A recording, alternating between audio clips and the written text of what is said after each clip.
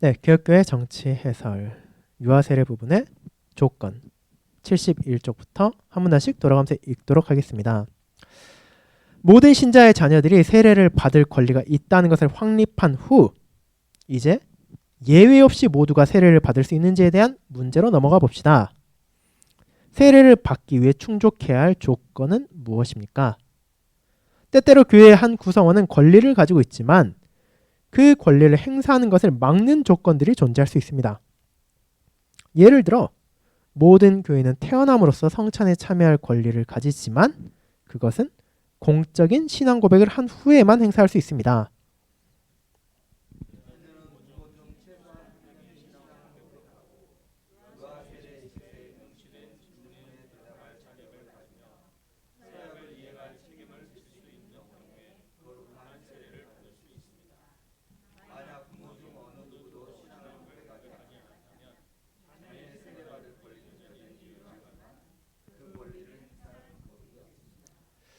우리는 부모 모두가 신앙을 고백하지 않는 경우가 자주 발생하지 않는 것에 감사하며 자녀가 한동안 세례를 기다려야 하는 경우도 드물게 발생합니다.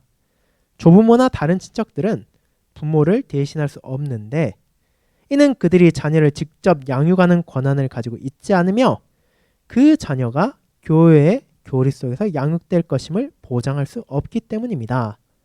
누구도 다른 사람을 대신하여 사역할 수는 없습니다.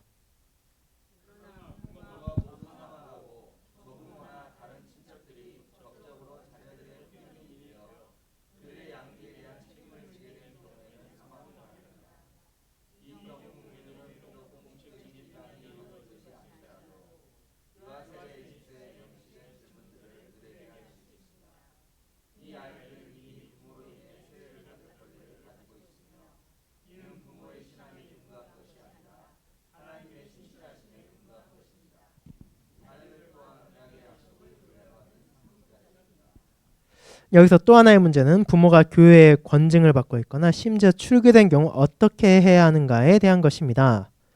부모가 성찬 참여를 금지당한 경우 이는 단순히 성찬에 참여할 권리뿐만 아니라 교회 내에서 갖는 모든 권리와 특권, 즉 세례 때 질문에 답할 권리까지 영향을 미칩니다. 성찬에서 배제된다는 것은 만일 회개하지 않는다면 결국 출교될 것임을 의미합니다. 이는 교회 내에서의 지위 전체에 영향을 미치며 세례 때 질문에 답할 권리뿐만 아니라 투표권까지도 포함됩니다.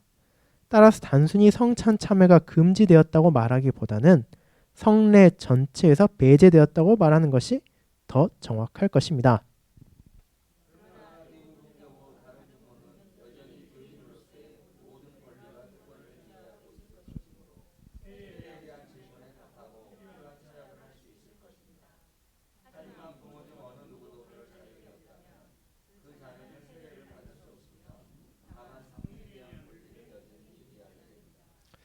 출교된 부모의 자녀는 세례를 받을 권리가 있습니까? 만약 부모가 모두 사망하고 그 자녀들이 교인인 친척들의 법적 후견 아래 있다면 세례를 받을 수 있습니까?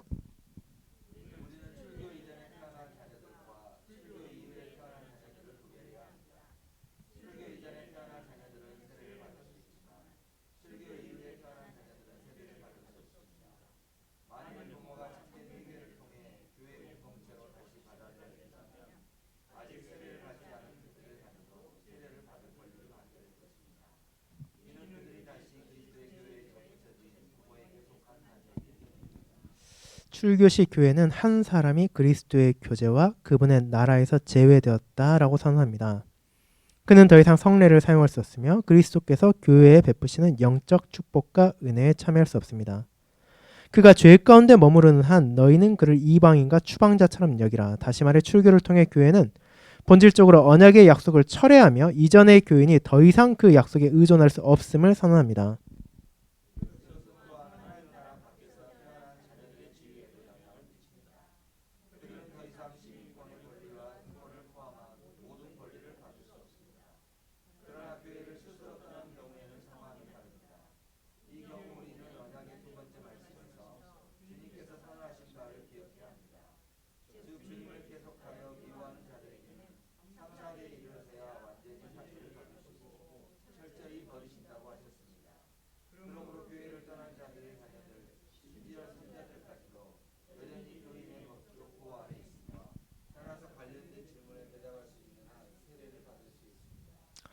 자, 그래서 이제 세례의 조건에 대한 부분이었습니다. 우리가 유아 세례를 생각할 때 어떻게 생각하면은 좀 가볍게 생각하기도 하죠. 아니, 교회 안에서 아이가 태어나면 유아 세례 주는 것 아닙니까? 라고 생각할 수 있지만 그 세례의 본질이 무엇인가? 언약 백성과 그 자녀들과 하나님께서 맺으신 성례라는 것을 기억한다면 실제로는 그 세례를 가볍게 생각해서는 안 된다는 것. 즉, 교회에 나오고 있지만 아이에게 세례를 줄 수 없는 조건도 분명히 있다는 것을 여기서 언급하고 있는 것입니다. 물론 그런 경우는 사실 굉장히 드물게 발생하는 것은 사실이지만 그럼에도 세례가 자동적으로 교회 안에서 아이가 태어나면 무조건 주어지는 것이 아니라 그 아이가 정말로 언약 안에 있는 믿음을 고백한 부모의 자녀여야 한다는 것, 그리고 그 아이를 정말로 자기가 한 세례 시의 서약에 따라 믿음으로 양육시킬 수 있는 부모의 자녀여야 한다는 것을 당회가 확인을 하고 그런 상황에서 세례를 주어야 하는 것이지 아이 태어났다고 무조건 세례를 주는 것이 아니라는 것을 분명하게 말하고 있는 것입니다. 이제 그럼 그 다음번에는 이제 나이는 몇 살까지인가라는 내용입니다. 이 부분 역시 또 세례에서 우리가 한번 좀 생각해 볼 내용입니다. 또 다른 질문이 떠오릅니다. 부모가 유아 세례 일식서에 나오는 질문들에 답할 수 있는 조건에서 자녀들은 몇 살까지 세례를 받아야 합니까? 이 질문은 가정이 신앙을 받아들이고 이제 그리스도의 교회에 접붙여지는 경우 혹은 나이가 든 자녀가 입양되는 경우에 제기될 것입니다. 어떤 나이를 기준선으로 잡아 그 이후에는 자녀들이 스스로 신앙을 고백하고 직접 대답할 수 있을 때까지 세례를 기다려야 합니까?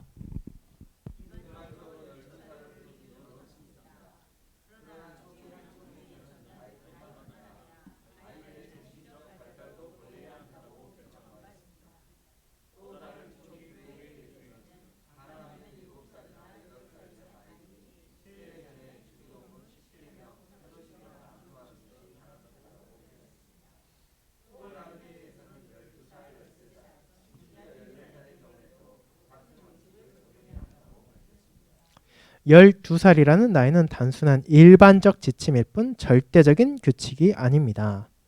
또한 이는 세례의 시행에 대한 기준일 뿐 교회의 회원 자격에 관한 기준이 아닙니다. 한 가정이 기독교 교회에 접붙여지면 그 가정의 모든 구성원은 교회의 회원으로서의 모든 권리를 받습니다. 특정한 권리의 행사에 제한이 있다고 해서 그 권리가 존재하지 않는 것은 아닙니다.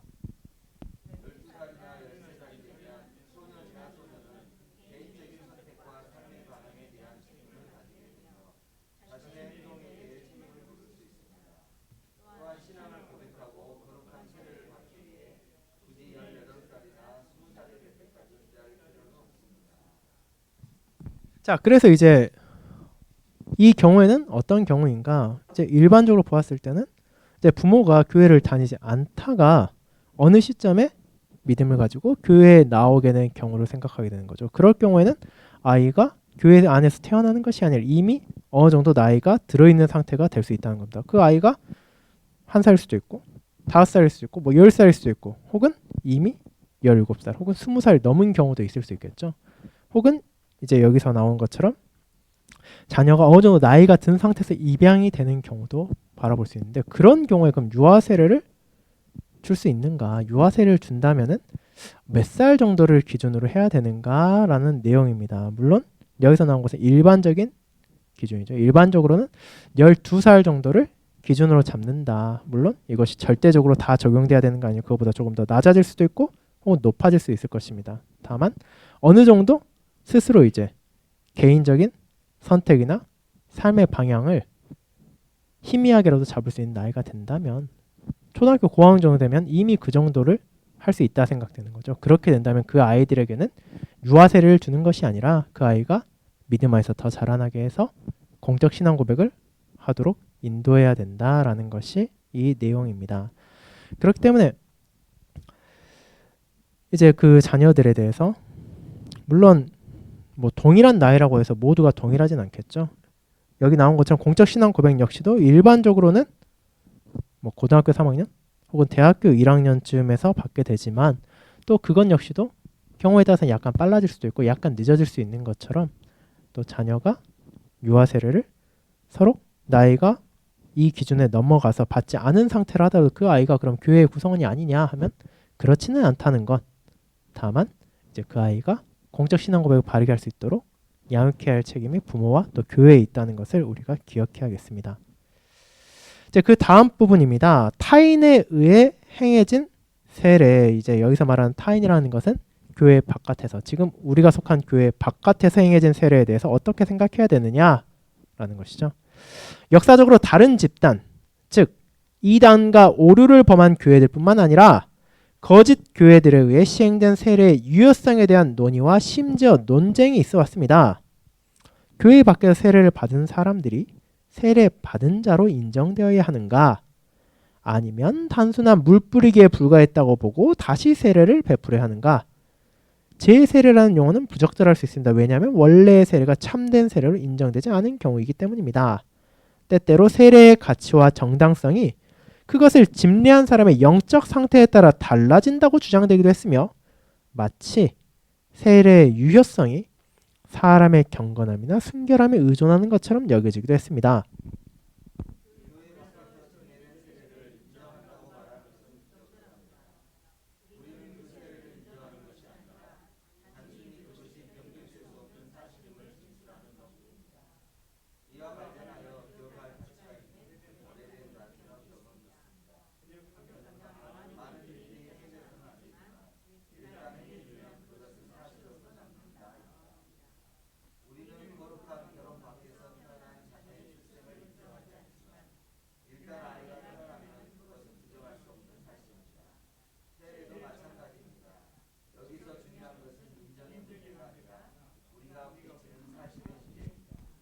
그러나 교회가 어떤 사람의 세례를 사실로 받아들이기 위해서는 특정한 조건이 충족되어야 합니다.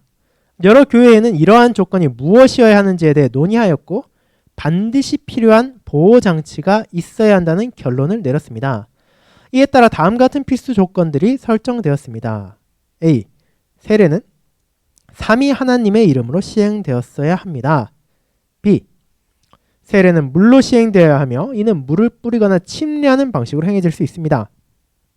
C. 세례는 해당 집단 내에서 세례를 집례할 권한을 가진 자에 의해 시행되었어야 합니다.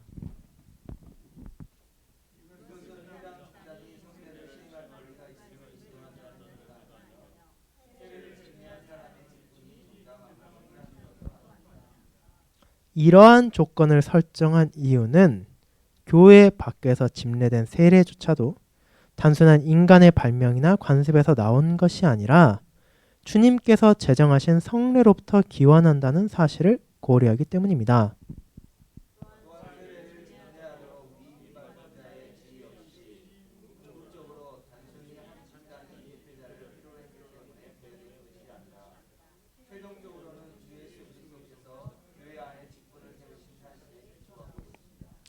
물 뿌리는 횟수가 한 번이든 세 번이든 그것은 중요하지 않습니다. 두 방식 모두 각각의 근거를 가지고 있습니다.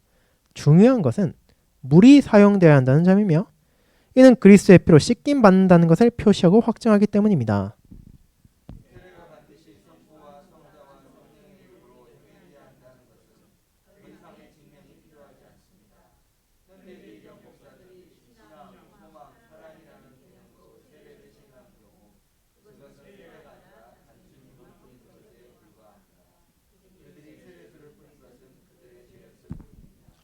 자, 그래서 이제 교회 바깥에서 세례를 받고 온 사람들을 어떻게 받아들여야 되는가? 이제 가장 대표적인 경우는 이제 로마교, 즉 천주교에서 세례를 받은 아이를, 이 아이가 세례를 받았다고 인정을 해야 되는가? 아니면 교회에 세례를 다시 주어야 되는가? 이런 문제들이 과거부터 많이 있어 왔죠. 자, 그럴 경우에 우리가 어떻게 해야 되는가? 일반적으로 최소한 이와 같은 조건들이 설정되었다면 그 세례를 이미 주어진 사실로 받아들인다는 것입니다. 그것이 삼위 하나님의 이름으로 시행되고 그것이 물로 시행되며 혹은 물을 아이의 머리에 뿌리거나 혹은 아이를 물에 담그는 침례하는 방식으로 행해졌거나 행해져야 하고 또 그 아무나 그것을 세례를 주는 것이 아니라 그 안에서 세례를 집례할 권한은 가진 직분자에 의해 시행되었다면 이것들이 이 중에 하나만 설정되면 된다가 아니라 이 세 가지가 모두 충족되었다면 그것이 교회 바깥에서 받은 세례를 하더라도 그 세례 자체는 말씀에 기반한 삼위 하나님의 성례에서 차용된 것으로 인정을 해야 된다. 즉 인정해야 된다라기보다 정확히 말하면 여기서는 세례를 받았다라는 사실을 당회가 받아들여야 된다라는 것이었죠. 그렇기 때문에 이것 중에 하나가 어겨진다면 동시에 그것은 세례를 받은 것으로 볼 수 없다. 즉 그것은 단순한 물뿌림에 불과하다라는 것입니다. 예를 들어서 우리가 지난 시간 보았지만 이단 중에서는 삼위 하나님을 부인하는 경우가 있죠. 삼위 하나님 중에 두 분만을 말하는 경우도 있고 한 분만을 말하는 경우도 있고 그런 경우에는 그들이 세례의 이름을 했다 하더라도 그것은 세례가 아니고 또 여기 나온 것처럼 세례를 집례할 권한도 없이 아무나 그러면은 내가 삼위 하나님 이름으로 세례를 준다 하고 세례를 주면 그것은 세례인가? 그렇지 않다. 그것은 단순히 그 사람의 죄를 뿌린 것이다. 하나님의 뜻에 어긋난 잘못을 행한 것에 불과하다. 그렇기 때문에 이제 그런 경우에는 이제 재세례를 주는 것이 아니라 세례를 다시 행하는 거죠. 이제 재세례를 한다는 것은 말 그대로 앞선 세례를 세례라고 인정하지만 다시 세례를 주는 거지만 이런 경우에는 그것이 세례 자체라고 보지 않기 때문에 그런 경우에 한해서는 다시 세례를 주어야 한다라는 것입니다. 이제 그 다음 부분 보도록 하겠습니다. 그럼 이제 언제 세례를 베풀어야 하는가라는 것입니다. 예배 중 세례는 언제 시행되어야 합니까? 설교 전에 해야 하는가? 아니면 후에 해야 합니까? 원칙적으로는 큰 차이가 없습니다.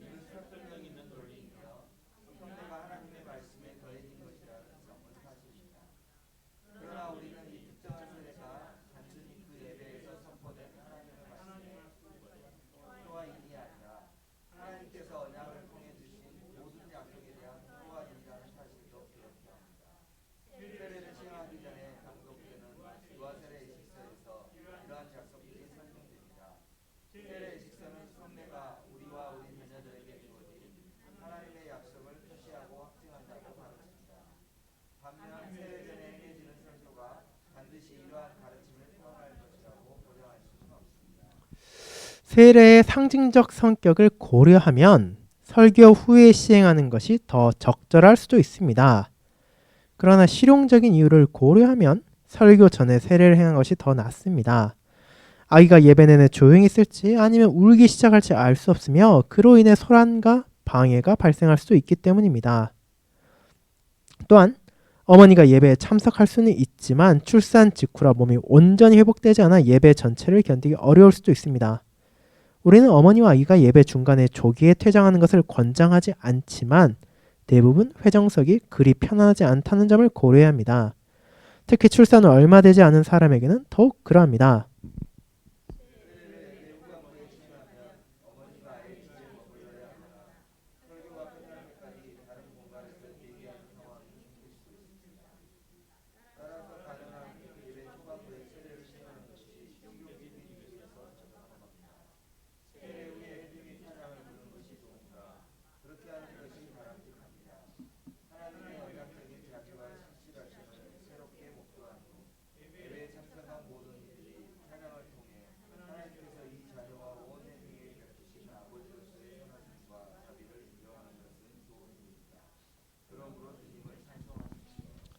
그러나 찬송할 때 일어서야 합니까? 이것은 각 회중의 자유에 맡겨야 할 문제입니다. 다만 우리는 다음과 같은 질문을 던질 수 있습니다. 왜 세례 후 찬양에서는 일어서야 하는데 다른 찬양에서는 앉아 있습니까? 세례 후 찬양만 특별한 분위기를 갖게 하는 것은 어색해 보일 수 있습니다.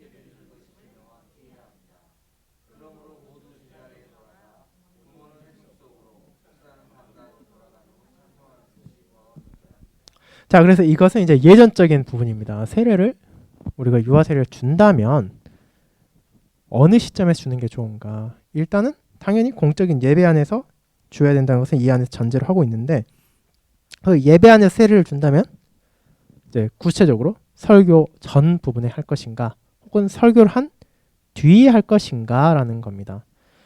원칙적으로는 사실 큰 차이가 없습니다. 설교 전에 할 수도 있고 설교 후에도 할 수 있죠. 이제 그 세례 그 자체의 의미만을 생각한다면 그것이 말씀의 표와 인이기 때문에 복음 설교를 선포한 후에 주는 것이 더 바람직하다라는 것이 맞지만 하지만 동시에 그럼 모든 설교가 그와 같은 세례의 약속과 관련된 것이냐면은 그렇지는 않을 때도 있다는 거예요. 설교의 주제가 다른 쪽을 나아가는 것도 분명히 있으니까요. 이제 그렇기 때문에 실용적으로 고려한다면 설교 전에 하는 것이 더 나을 수도 있다. 여기서 말하는 것은 계속해서 해라 말하라가 아니라 당의 판단에 따라서 할 수 있고 할 수 없을 수도 있지만 예배할 때 설교 전에 할 것인가 후에 할 것인가 그 모두의 각자의 근거를 가지고 있긴 하다는 겁니다. 그래서 실용적으로 봤을 땐 설교 전에 하는 것이 더 바람직할 수도 있다. 하지만 제 경험은 일반적으로는 특별한 문제가 없으면 설교 후에 하는 쪽이 많이 있었습니다. 설교 후에 그 부모와 아이가 앞으로 나와서 세례를 받고 또 그 자리에 들어가 찬송을 하는 것이 많은 경우였고 다만 설교 전에 세례를 준다고 해서 그것이 특별히 잘못된 것은 아니다. 그런 경우도 있을 수 있다라는 점을 또 고려하시면 좋을 것 같고 또 이 부분에 대해서는 이제 우리가 제가 번역하고 계속해서 책 나오기 기다리고 있는 그 예전에 관한 기쁘시 하기 위하여 보면은 좀 더 자세하게 다루고 있으니 또 그 부분에서 함께 살펴보면 좋을 것 같습니다. 네, 이제 그 다음 부분 79쪽에 있는 58조 학교에 대한 부분을 보도록 하겠습니다. 제가 제목을 읽으면은 그 조항의 내용을 함께 읽으시기 바랍니다. 58조 학교. 당에는 부모들이 최선을 다해 자녀들을 교회 신앙 고백에 따라 하나님의 말씀과 조화를 이루는 교육을 제공하는 학교에 보내도록 독려해야 한다. 교회 질서 비교. 이 조항은 기존 교회 질서의 21조를 개정한 것입니다. 이전에는 교회 직분과 연결되어 있었으나 현재는 유아 세례와 관련이 더 강해졌습니다.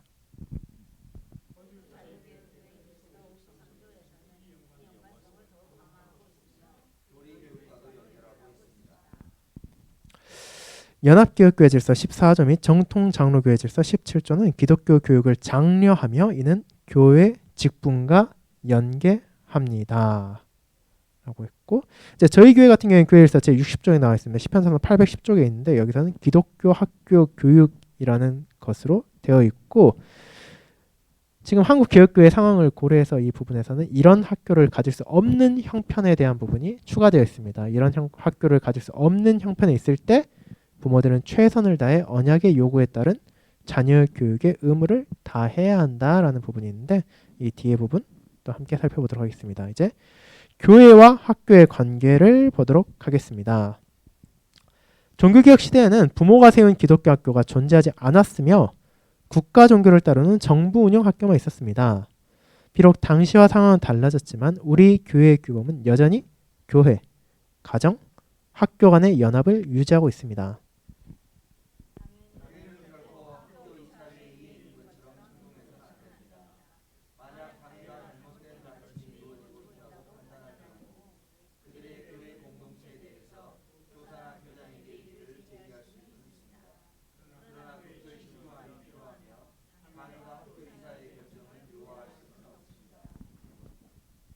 그러나 이에 동의하지 않는 사람들도 있습니다. 얀센은 세례서약을 근거로 당회가 학교를 감독할 수 있다고 주장했습니다. 2003년 에이커분 목사는 클라리온에서 이러한 견해를 옹호했습니다.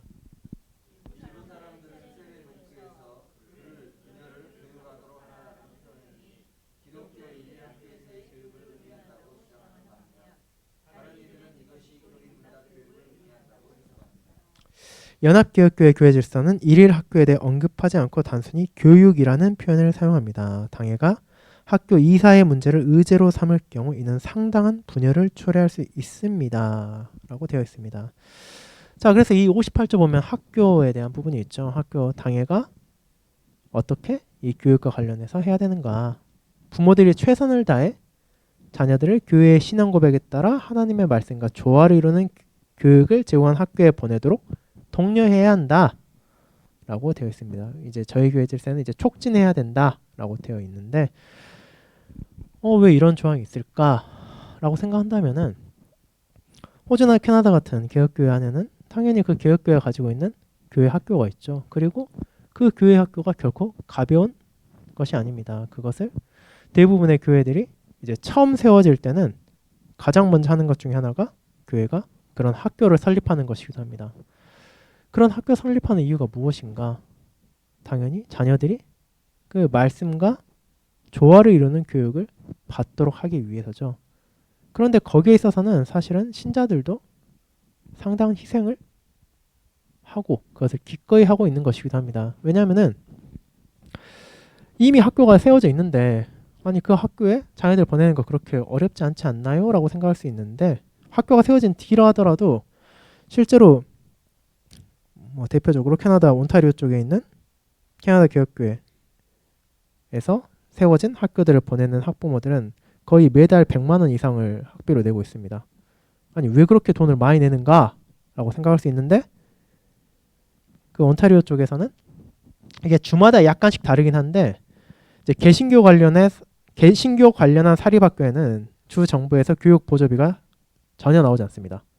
그러니까 말 그대로 학교 건물 유지비 그리고 선생님들 월급을 포함해서 모든 비용들을 학부모들의 기금을 통해서 그리고 이제 교회에서 보조하는 돈으로 다 해야 되는 거죠. 근데 그 돈이 사실은 만만치 않습니다. 그렇기 때문에 학부모들도 그렇게 매달 돈을 내고 이제 그뿐만 아니라 이제 중간중간에 이제 교회에서도 돕기도 하고 이런 식으로 유지하고 있습니다. 그렇기 때문에 또 이런 경우가 생길 수도 있죠. 교회를 다니는 신자들 중에서 정말로 수입이 여의치 않는 경우에는 자녀를 보내고 싶은데 또 보내지 못하는 경우도 있고 혹은 보낼 수는 있지만 보내게 된다면은 너무 가정 형편이 어려질 것 같다라고 생각하는 경우도 있을 것입니다. 이제 그렇기 때문에 여기 나온 것처럼 무조건 다 보내야 된다기보다는 독려해야 한다고 되어 있죠. 그 독려라는 표현은 당연히 혹은 이제 저희 교회에서는 촉진해야 된다고 되어 있는데 여러 가지로 될 것입니다. 부모에게 이 기독교 교육이 필요한 이유를 잘 알려주고 자녀를 보내도록 돕는 것도 있을 것이고 또 교회 형편이 된다면은 또 그런 학비를 보조해주는 방식으로 될 수 있을 것이고 또 여러 방법이 될 수 있을 텐데 또 이런 것들 이 자녀에 대한 교육이 교회 질서 안에 포함되어 있다는 것이 결코 가볍지 않다는 것을 또 자녀를 정말로 신앙 안에서 자라도록 언약의 요구에 따른 자녀 교육의 의무를 해야 한다는 것이 우리에게 주어진 소명이라는 것을 또 깨닫게 하는 중요한 조항이었습니다. 이제 그 다음 조항 보도록 하겠습니다. 이것은 59조 성인 세례에 관한 것이고 저희 교회 질서에서는 이제 56조에 나와 있는 내용입니다. 제가 조항의 제목을 읽으면 내용을 함께 읽도록 하겠습니다. 81쪽입니다. 59조 성인 세례 세례를 받지 않은 성인은 믿음을 공적으로 고백함으로써 거룩한 세례를 통해 기독교 교회에 접붙여진다 라는 것입니다. 그래서 이제 여러분도 저희 교회에서도 몇 번 있었죠. 우리 안에서 일어난 것들 보면은 성인 세례가 주어진 경우도 있었고 공적 신앙 고백을 하는 경우도 있었습니다. 이 두 가지가 무슨 차이가 있냐? 유아 세례를 받은 자녀의 경우는 혹은 다른 교회를 다니지 않았음에도 불구하고 어렸을 때 유아 세례를 받았던 사람이 나중에 다시 믿음을 가지게 해서 우리 교회에 왔다면은 그런 경우에는 이미 유아 세례를 받았기 때문에 세례를 또 주는 게 아니라 공적인 신앙 고백을 하죠. 그런데 그런 유아 세례를 받지 않았던 사람 같은 경우에는 성인 세례를 받으면서 믿음을 공적으로 고백합니다. 그래서 이제 성인 세례 예식문을 잘 살펴보면 그 안에 세례에 대한 예식문도 있지만 공적 신앙 고백에 대한 예식문도 함께 포함되어 있다는 것을 아실 수 있을 것입니다. 그래서 성인 세례는 이와 같은 경우에 한다. 그래서 이제 이런 부분도 생각해야 되죠.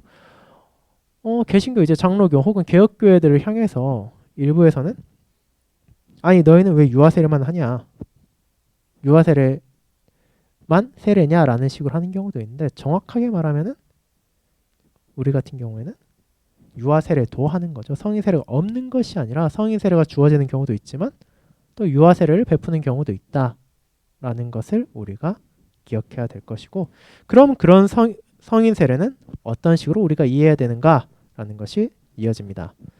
교회 질서 비교. 옛 교회 질서 59조는 접붙임보다는 통합에 대해 언급하고 있었습니다. 또한 이전 조항에서는 성찬에 참여할 의무가 있다라고 명시되었지만 개정 시 이 내용이 암묵적으로 포함된 것으로 간주되었습니다.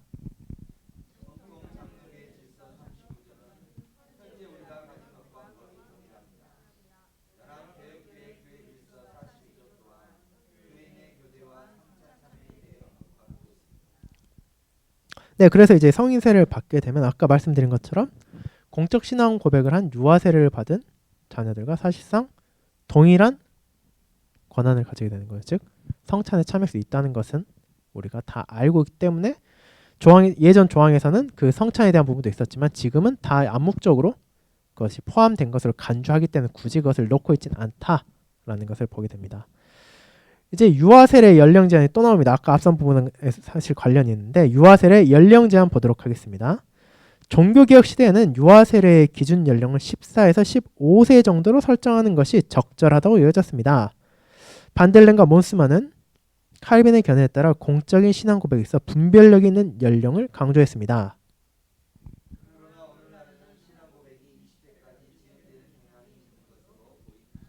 자, 그래서 이 유아 세례와 성인 세례의 나이는 실제로 시대가 바뀌면서 조금씩 달라진 경향도 있습니다. 그것이 어떤 차이가 있냐? 지금 우리가 일반적으로 성인으로 받아들이는 나이는 보통 만 18세 혹은 19세 이 정도죠. 고등학교 3학년이나 대학교 1학년 정도 될 나이일 겁니다. 그때까지는 대부분 교육을 받고 있는 나이입니다. 초등학교, 중학교 교육 받고 또 고등학교 교육 받을 때까지는 우리가 잘 알다시피 만 15세 이하는 아예 촉법소년이라 해가지고 뭐 범죄에 대해서도 책임을 지지 않는 나이가 설정돼 있고, 그 이후라 하더라도 성인이 되기 전까지는 그 사람이 성숙한 판단할 수 없다고 얘기하고 있죠. 그래서 지금 시대에는 공적 신앙 고백하는 나이가 대부분 20세 전후 정도로 설정되어 있습니다. 그런데 과거에는 그게 훨씬 낮았죠. 15세 정도만 돼도 대부분의 경우는 사회생활을 시작하고 일을 시작하는 나이였습니다. 그렇기 때문에 그 경우에는 그 정도 나이만 된다 하더라도 충분히 자기의 분별력을 나타낼 수 있다고 했기 때문에 그 공적 신앙 고백의 연령도 그 당시엔 낮았습니다. 즉 이것은 그 당시의 사회적인 여건이나 또 교회 안에서 자녀들을 어느 시점에서 성숙한 믿음을 가진 사람을 판단할 것인가에 대한 영향이 있다는 것입니다. 성찬 부분입니다. 오늘날에는 성인 세례를 받은 사람들이 성찬에 참여하는 것이 당연하게 여겨집니다. 그러나 과거에는 이 점이 그리 명확하지 않았습니다. 일부 사람들은 세례를 받았으나 성찬에 참여하지 않았습니다. 그 이유 중에는 다음과 같은 배경이 있었습니다.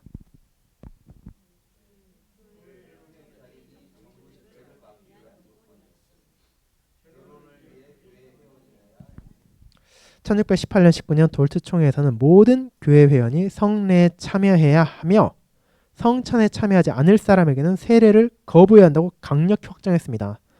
그러나 이후 독일 경건주의자, 영국 청교도, 네덜란드 운동가들 사이에서는 진리를 고백하는 자와 신앙을 고백하는 자 사이에 구별이 생겼습니다. 주관적 신앙 경험이 구원의 확신을 얻기 위해 필수적인 것으로 여겨졌습니다. 자, 그래서 오늘날엔 사실 성인 세례 받은 사람이 성찬 참여하는 거 너무 당연하게 여겨지고 있습니다. 공적 신앙 고백하고 혹은 성인 세례를 하면은 성찬에 참여하죠. 그런데 과거에는 그것이 그렇게 분명하지 않았다는 겁니다. 왜냐하면은 우리가 뭐 중세 유럽 같은 경우를 잘 생각해 봐야겠지만 그 시대에는, 그리고 근대까지로도 교회 다니지 않으면은 굉장히 이상한 사람이었던 거죠. 사실 다 다녀야 됐던 시기이기도 하고, 아니 어떻게 교회를 안 다니지 이런 생각이 있었던 거기 때문에 그 당시에는 실제로 신앙이 별로 없다 하더라도 교회 자체는, 교회에 소속되어 있고 교회에 나가는 것 자체는 다 해야 된다는 시기였습니다. 그렇기 때문에 여기 나온 것처럼 교회 회원 자격이 있어야 정부 지책을 맡을 수 있고, 혹은 결혼을 하기 위해서 교회 회원이 되어야 되기도 했다라는 거죠. 지금 우리나라 같은 경우에는 결혼하는 거 사실은 부부가 어느 성인 이상, 이제 성인일 경우에는 성인이 된 남자 여자가 동사무소나 혹은 구청에 가가지고 혼인신고서 작성하면은 사실 법적으로 아무 문제 없이 결혼이 되죠. 그런데 아직도 영미권 국가 같은 경우에는 교회나 혹은 그와 비슷한 종교적인 어떤 역할을 가진 단체에서 그 주관자를 통해 결혼을 해야 정식적으로 혼인을 인정하는 곳들도 있습니다. 우리가 보면 굉장히 낯선데 실제로 그런 데가 아직도 남아 있죠. 그런 경우에는 그 사람들이 혼인하려면은 교회 회원이 되어야겠죠. 아니면 아무 연고도 없는데 뭐 교회를 찾아가서 혹은 성당을 찾아서 우리 결혼하게 주례해 주세요라고 할 수는 없으니까요. 이제 그런 경우도 있기 때문에 과거에는 세례 받았다 하더라도 성찬 참여하는 것이 좀 불분명했다라는 것이 있었습니다. 다만 이제 어느 정도 이후에는 이제 그것이 좀 더 분명해졌죠. 이제 굳이 이런 목적을 위해서, 즉 결혼하기 위해서 혹은 정부 유책을 막기 위해서 교회에 참여한 사람은 없으니까요. 지금은 그런 경향이 있지만 과거에는 이런 부분도 있었다라는 것. 그리고 이제 그 다음 부분 보도록 하겠습니다. 새 회원에 대한 부분 읽어주시기 바랍니다.